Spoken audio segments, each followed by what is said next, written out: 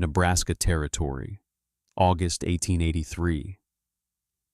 Anke Schmidt was digging a grave. Or so the handful of settlers who rode past her claim believed. She worked alone under the punishing sun, her dress stained with sweat and soil, carving precise, intersecting channels into the packed earth where her new home was supposed to stand. It looked less like a foundation and more like a bizarre, sunken maze. Men on their way to the trading post would rein in their horses, watching for a moment. They saw a lone widow, barely a year in this new country, tracing what looked like madness into the dirt. They saw her hauling flat stones from the creek, one by one, lining the bottom of these strange trenches. They saw no logic in it. A foundation was supposed to be solid. It was meant to keep the cold earth out, not invite it in through a network of hollow tunnels. They would shake their heads, sometimes calling out a piece of well-meaning but useless advice, and ride on. Back at the settlement, the talk was a low murmur of pity and concern. Grief, they said, had unsettled her mind. The fire that took her husband and their first cabin had clearly taken her reason too. Her project quickly earned a name, whispered first, then spoken openly with a sad shake of the head: the widow's folly. But Anke Schmidt was not mad. She was desperate, and she was building not from grief, but from a memory of a drawing in a book her husband had cherished, a book filled with the engineering secrets of a forgotten empire.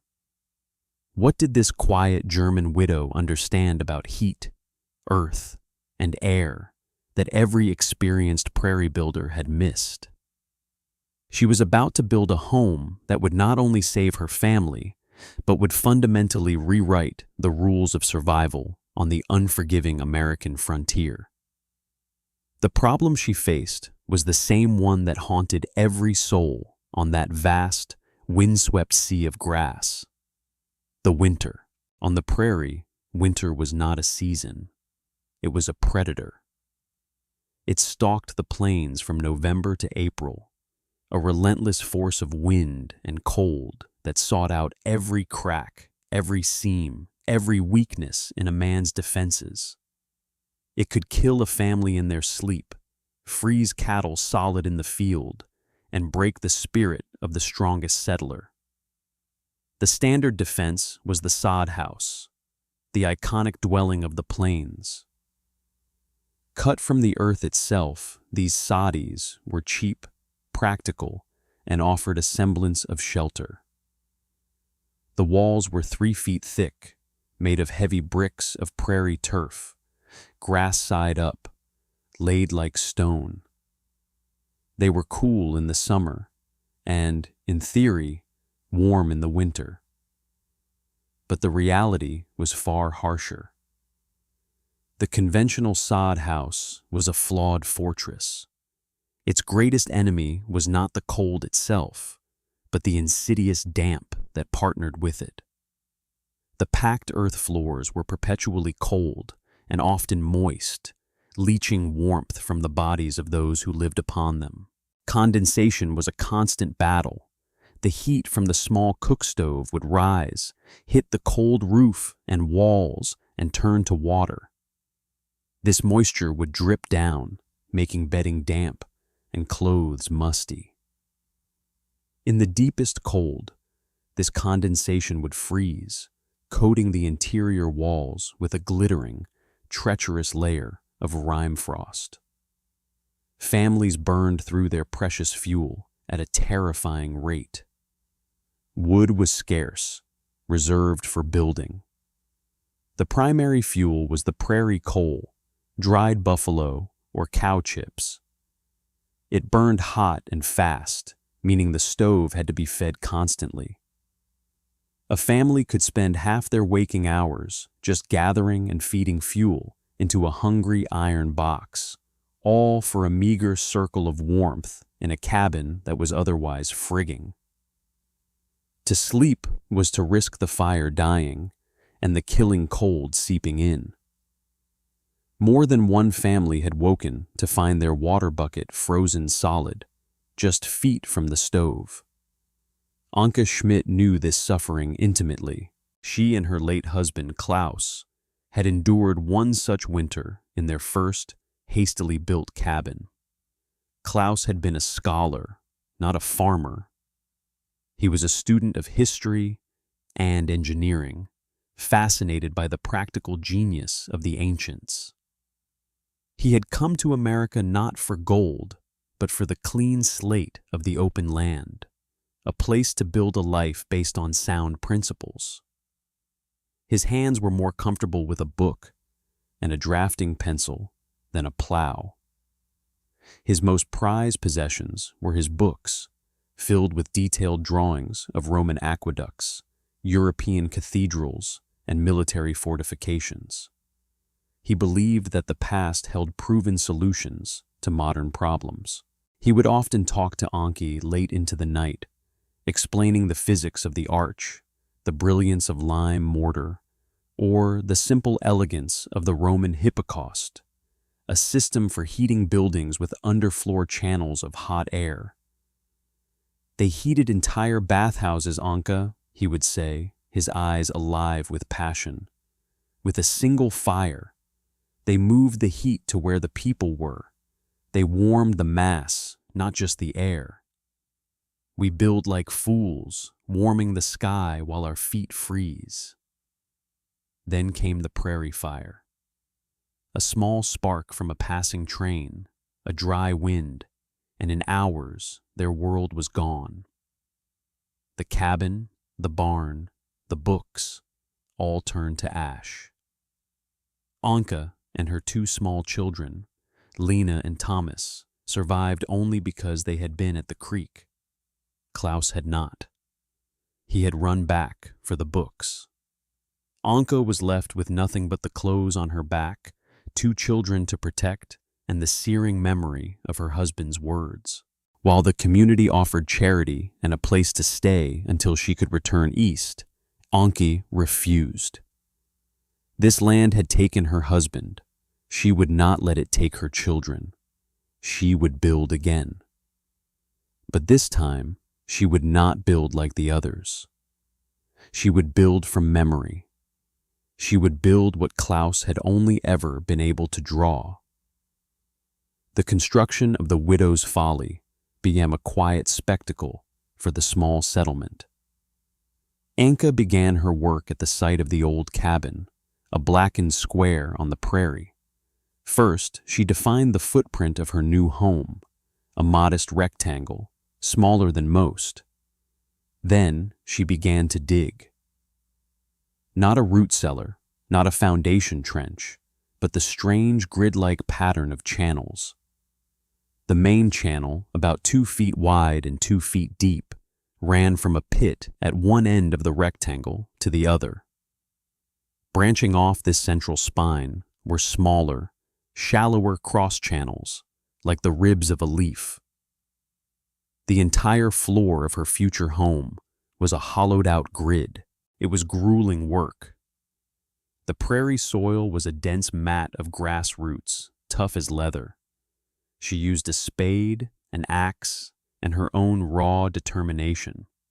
Her progress measured in inches per day. Next came the stones. For weeks she made the half-mile trip to the creek, returning each time with her apron or a small wooden sled loaded with flat, sedimentary rocks. She selected them with care, looking for pieces that were level and solid. She used these stones to line the bottom and sides of the entire trench network, creating a durable, fireproof conduit system. The neighbors saw a woman pointlessly moving rocks. Anke saw the lungs of her house taking shape.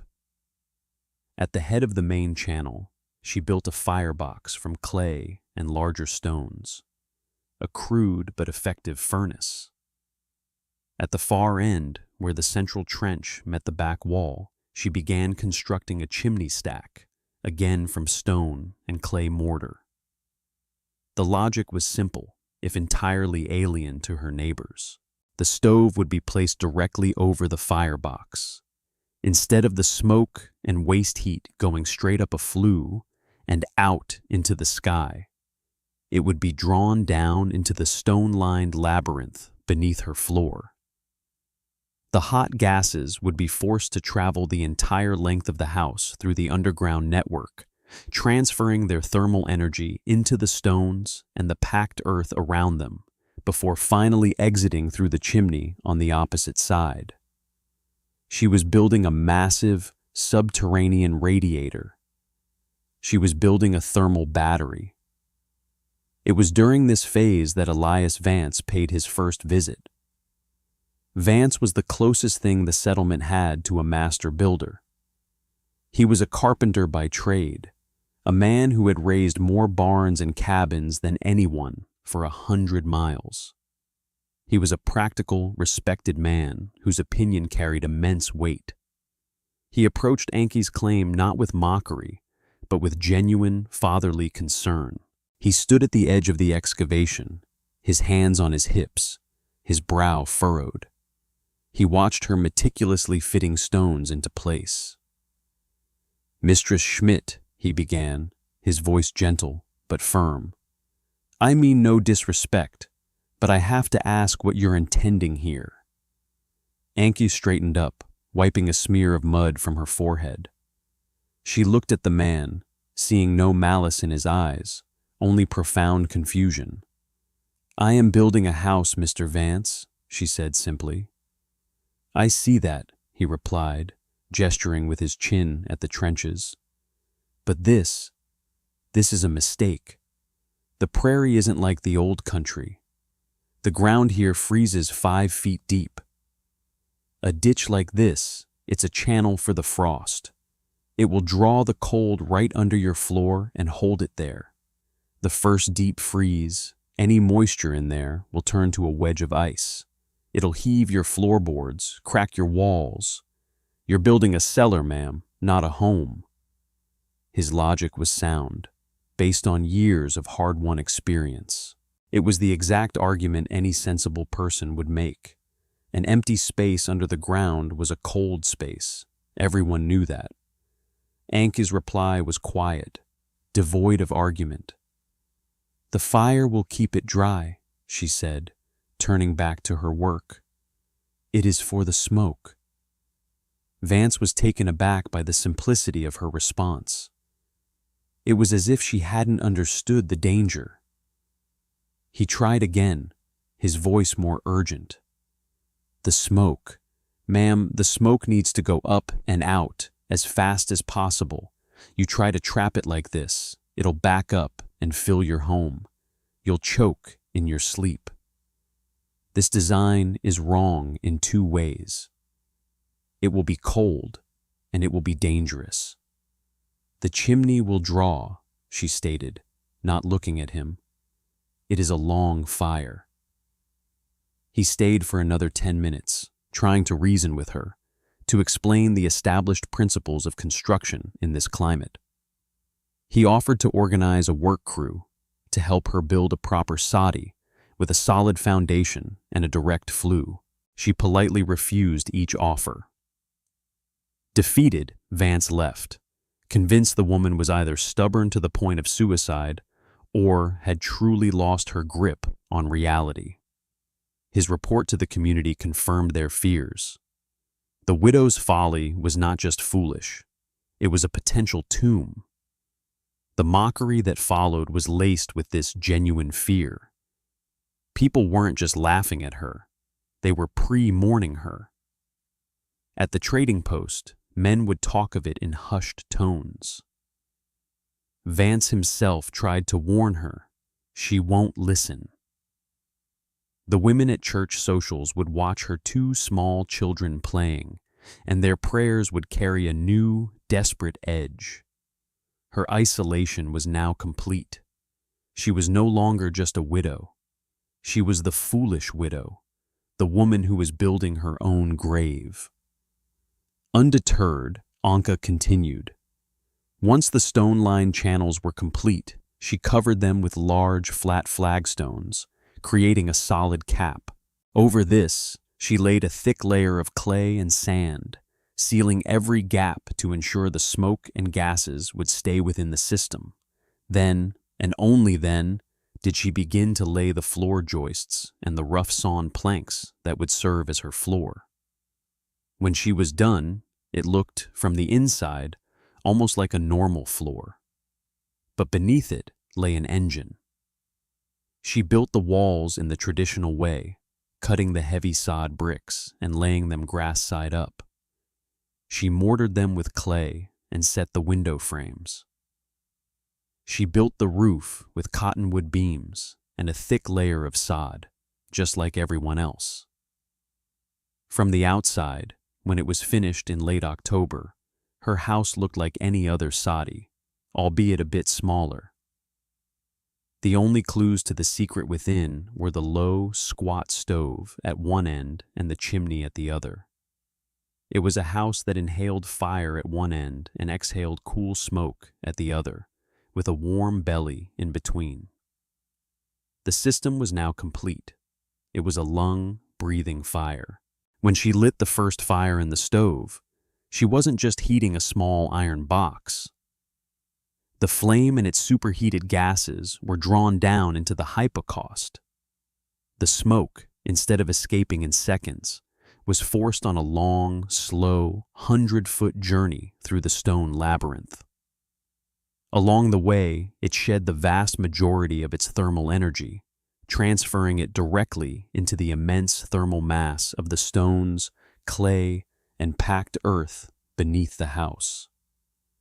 By the time the smoke finally curled out of the chimney on the far side of the cabin, it was cool to the touch, having given up nearly all its useful heat to the foundation. Anka had not just built a house. She had built a house on top of a massive, slow-release radiator. Her floor was the heating element. Winter arrived that year with a gentle preview. The first frosts came, and the neighbors watched Anki's chimney for signs of trouble. They saw the smoke puffing out, low to the ground, and nodded knowingly. "Poor draw," they'd say. "She'll be full of smoke."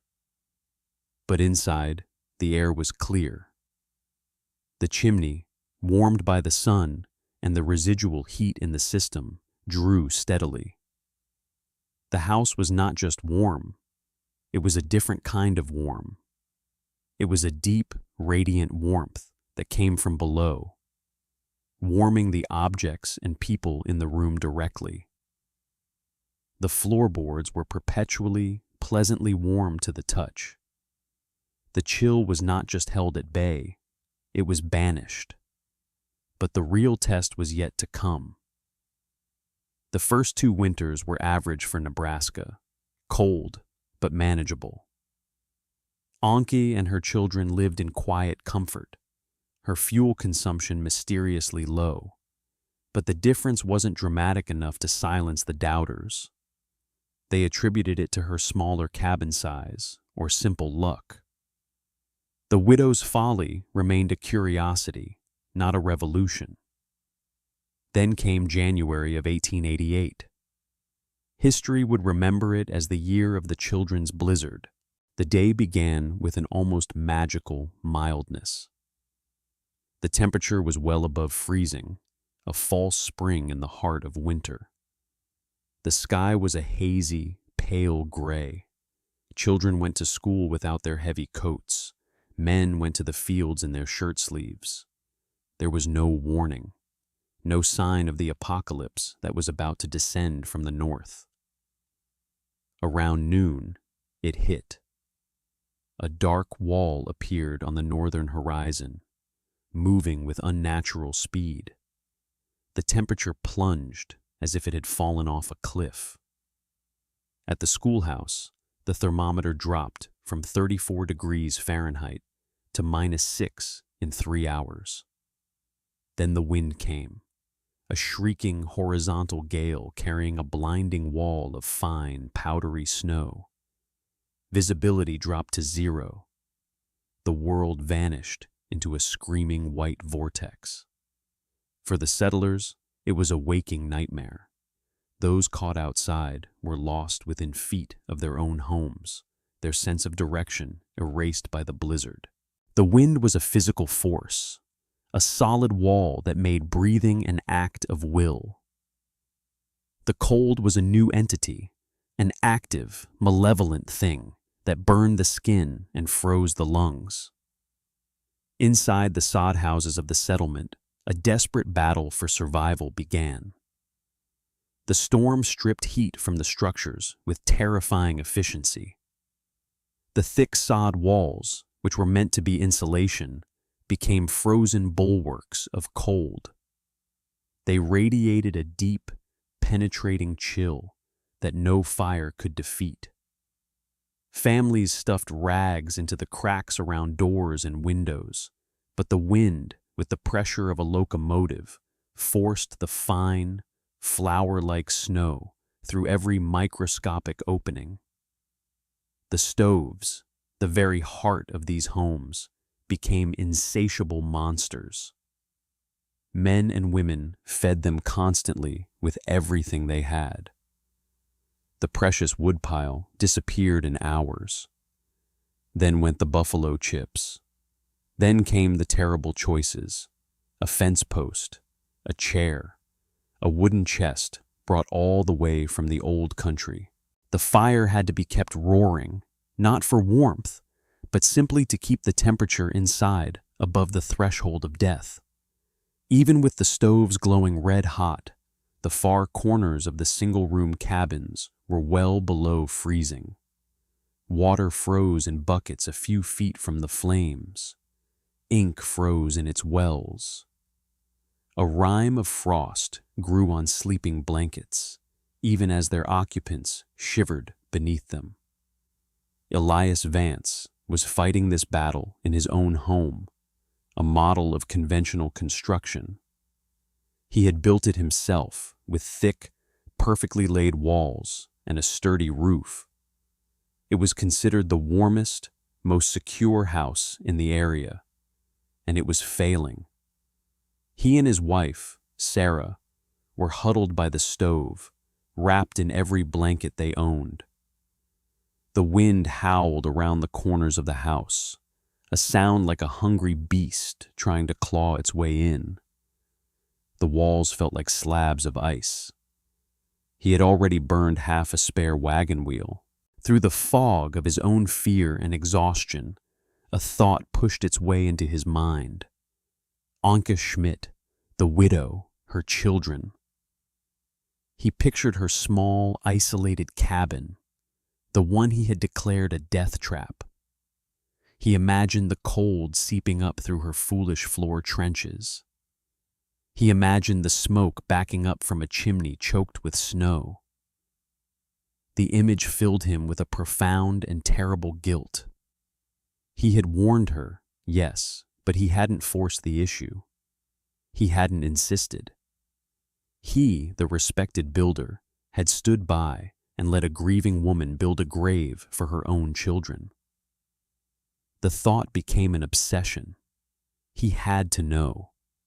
He couldn't bear the idea of them freezing to death while he sat here, relatively safe. It was an irrational impulse, a fool's errand to venture out into that storm. But the guilt was stronger than the fear. He looked at his wife. "I have to check on the widow," he said, his voice hoarse. "Elias, you can't," she pleaded. "You'll die out there. You won't find her." "I know the way by heart," he lied. "I'll follow the fence line. I have to." Before she could argue further, he began to prepare. He pulled on 3 layers of wool, his heaviest coat, and a thick scarf wrapped around his face, leaving only a slit for his eyes. He tied a rope around his waist, giving the other end to Sarah. "If I'm not back in an hour," he instructed, his voice muffled by the cloth, "don't come for me." He took up a heavy walking stick and plunged out into the white hell. The journey was a sensory deprivation nightmare. The world was gone. There was only the screaming wind and the biting, blinding snow. He couldn't see his own feet. He moved by instinct, keeping the faint pressure of the wind on his left cheek, knowing the fence line had to be somewhere to his right. He stumbled, fell, and crawled, his beard instantly caking with ice. The cold was a physical pain, a crushing weight on his chest. Several times he thought he was lost, that he would simply lie down and let the winter take him. But the image of those two small children in a frozen cabin drove him onward. It felt like an eternity, but it was likely no more than 20 minutes before he blundered into something solid. It was a wall, a sod wall. He ran his mittened hand along it, desperately searching for a door. His fingers found the wooden frame. He was there. He pounded on the door with all his remaining strength, his fist a numb club.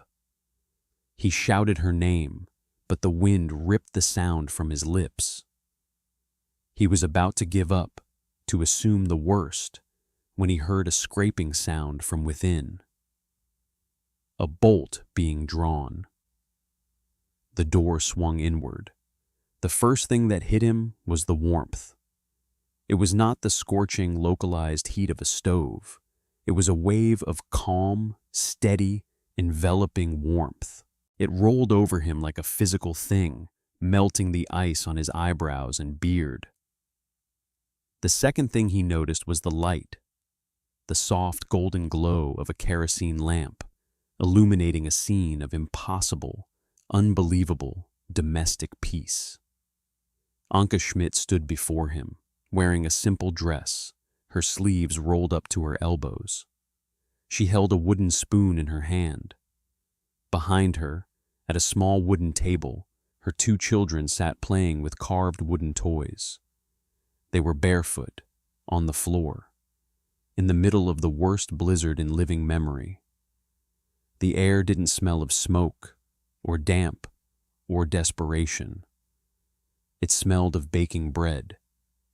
Elias Vance stared, his mind unable to process the contrast between the howling chaos he had just left and the serene sanctuary he had just entered. He saw no frost on the walls. He saw no frantic activity around the stove. In fact, the stove itself was burning with a low, lazy flame, as if it were a mild autumn evening. "Mr. Vance," Anke said, her voice calm, though her eyes showed surprise. "You should not be out. Come in." He stumbled inside, pulling the door shut against the storm. He leaned against it, his body trembling from cold and shock. He unwrapped the scarf from his face, his eyes darting around the small room, taking in every detail, searching for the trick.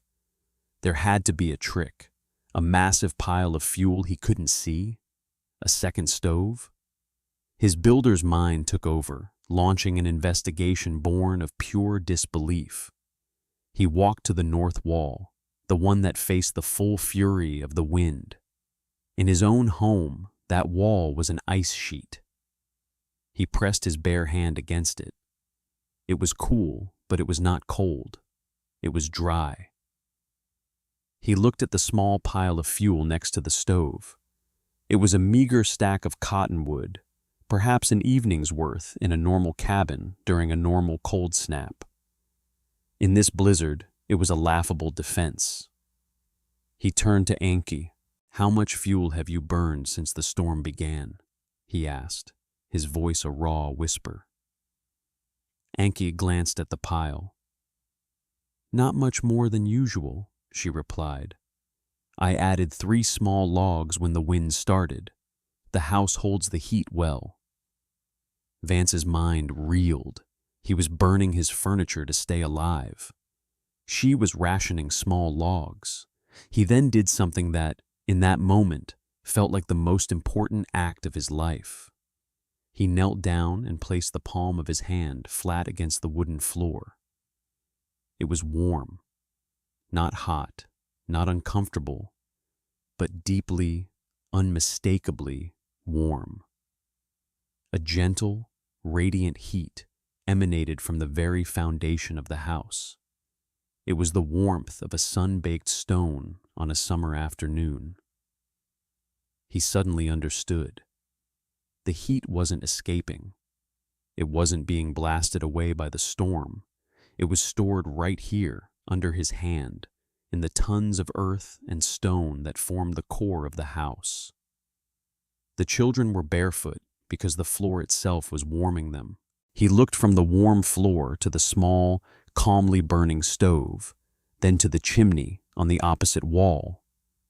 His experienced mind finally connected the pieces, not as a foolish theory, but as a functioning, miraculous reality.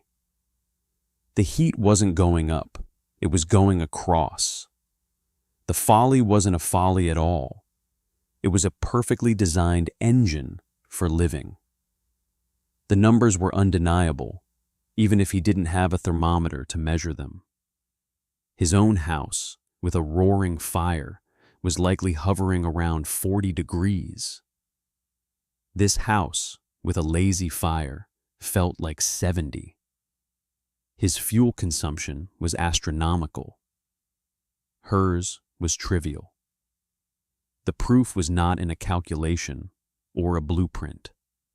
It was in the bare feet of her children. It was in the smell of fresh bread. It was in the calm on her face.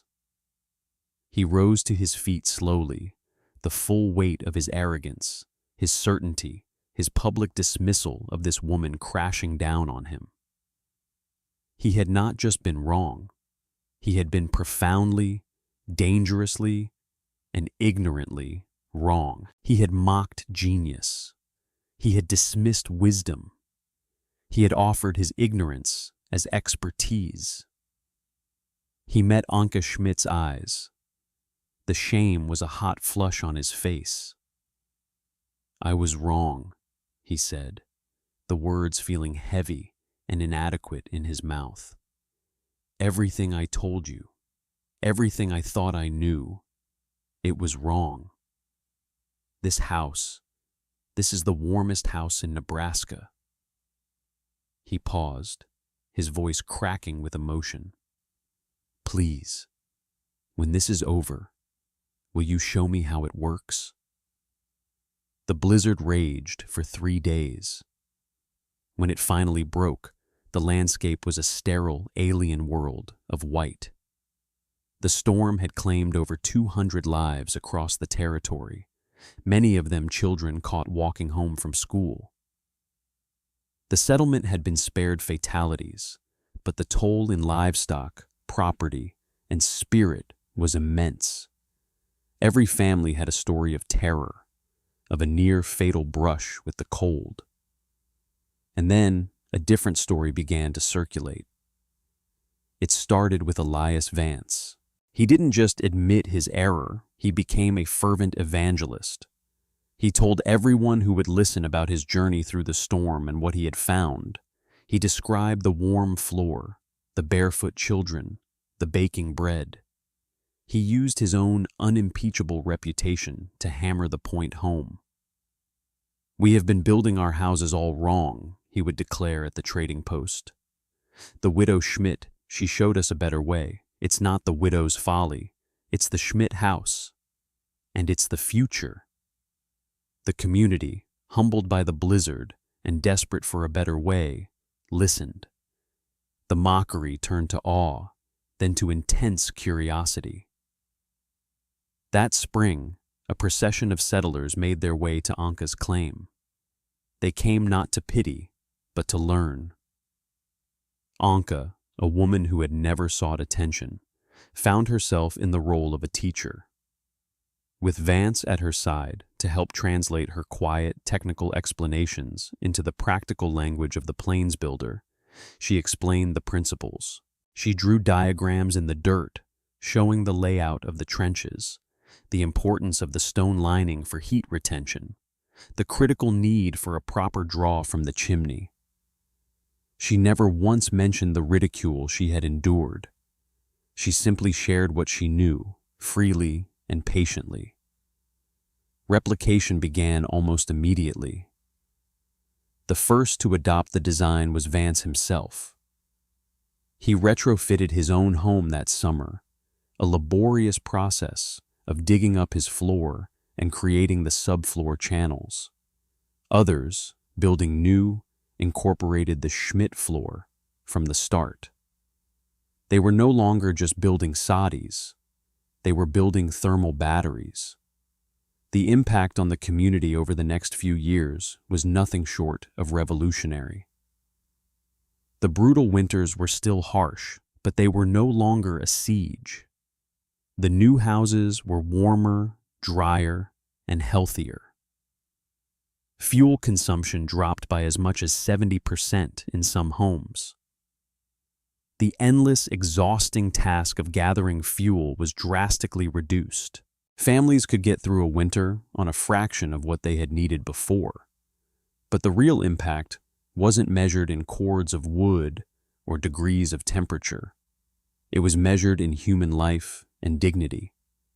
It was measured in babies who survived their first winter, free from the constant damp chill that had claimed so many before. It was measured in children who could play on the floor without fear of sickness.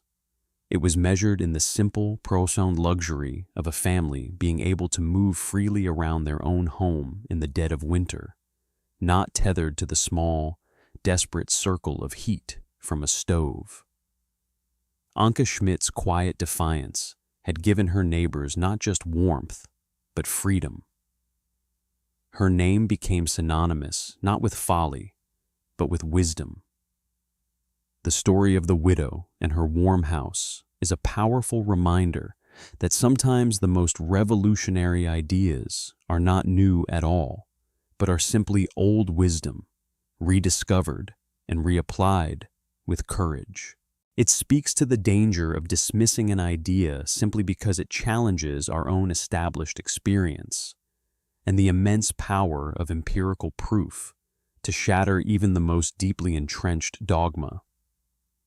The harshest tests often reveal the most profound truths. The principles Anke Schmidt remembered from her husband's books were ancient, but their application was timeless. The concept of using thermal mass to store and radiate heat is now a cornerstone of modern sustainable design, seen in passive solar homes and energy-efficient construction around the world. The Schmidt floor was a forerunner to modern radiant floor heating systems. The account you have just heard is a fictionalized dramatization intended for educational and entertainment purposes. The characters, names, and specific sequence of events are products of a narrative imagination.